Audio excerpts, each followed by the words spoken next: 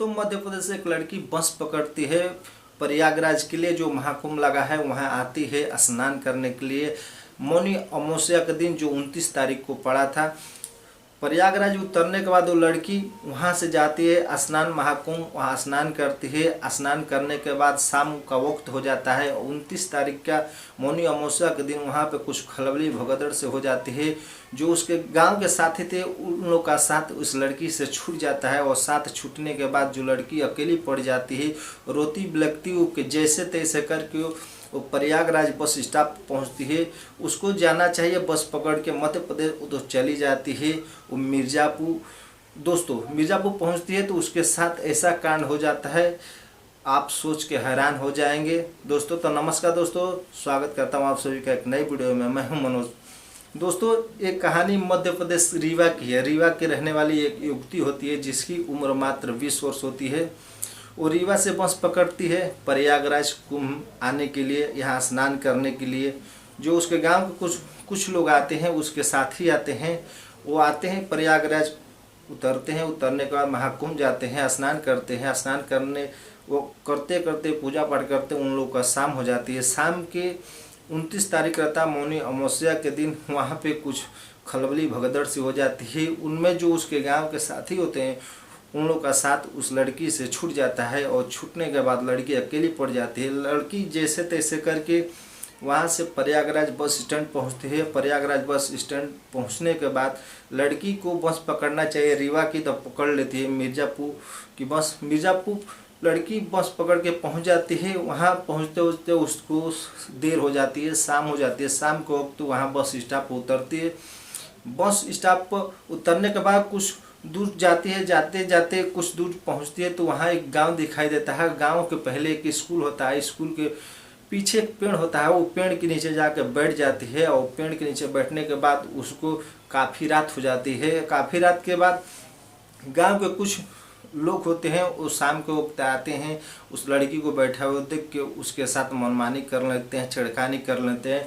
फिर उसके साथ दरिद्रगी करते हैं, उसके साथ गैंग रेप कर देते हैं। गैंग रेप करने के बाद उसके साथ मारा पीटी भी करते हैं और मारा पीटी करके उस लड़की को वहीं पे छोड़ के चले जाते हैं। ऐसे तैसे करके उस लड़की को वहाँ 2-3 दिन हो जाते हैं। गांव के लोग आते थे, जाते थे, देखते थे, बाकी कोई कुछ पूछता नहीं था। पागल के भाव में वो लड़की बैठी थी, सबको देखती रहती थी भरी नज़रों से। एक दिन की बात है, गांव के एक बुजुर्ग होते हैं, उस रास्ते से गुजर रहे होते हैं। फिर वो आते हैं लड़की के पास, पूछते हैं बेटा किसका इंतज़ार किए हो, किसके लिए यहाँ बैठे हो, कहाँ की रहने वाली हो। तो जो लड़की होती है वो पूरी बात बताती है कि बाबा मैं रीवा की मध्य प्रदेश की हूँ, रीवा जाने वाली थी, बाकी मेरी गलती से मैं मिर्ज़ापुर के बस पकड़ ली और मिर्ज़ापुर विंध्याचल में आ गई। मैं इस गांव में कल रात को आई थी और मेरे साथ ऐसे 2-4 लड़के थे, मेरे साथ ऐसा घिनौना काम किए थे।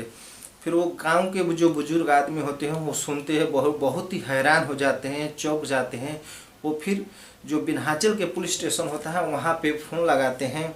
फ़ोन लगाने के बाद वहाँ की जो प्रशासन होती है आती है, वो लड़की को अपने साथ लेके पुलिस स्टेशन पहुँच जाती है। लड़की पुलिस स्टेशन जाती है, उससे सारी बात पूछा जाता है। उसके जो बात बोलती है उस बात के हिसाब से रिपोर्ट लिखी जाती है।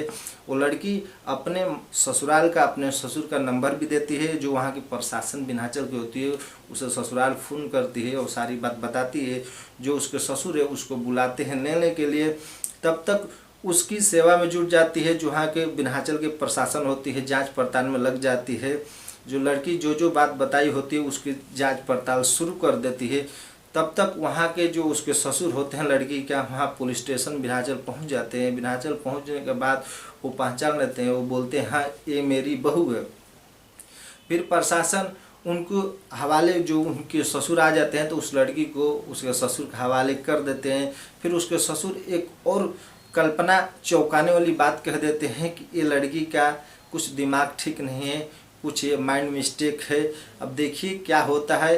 दोस्तों, ये बात सुनती है प्रशासन तो वो भी चौंक जाती है। लड़की जो बताती है वो भी सुन के प्रशासन चौंक जाती है, दोनों के बीच में प्रशासन फंस जाती है।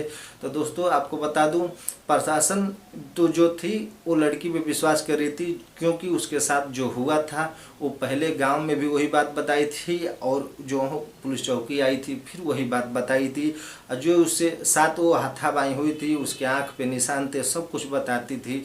तो दोस्तों आपको ये कहानी कैसी लगी? इस कहानी से आपको क्या सीख मिली? जो उसके लड़की के ससुर होते हैं वो बेकायदे अपने बहू को लेकर रीवा मध्य प्रदेश पहुंच जाते हैं।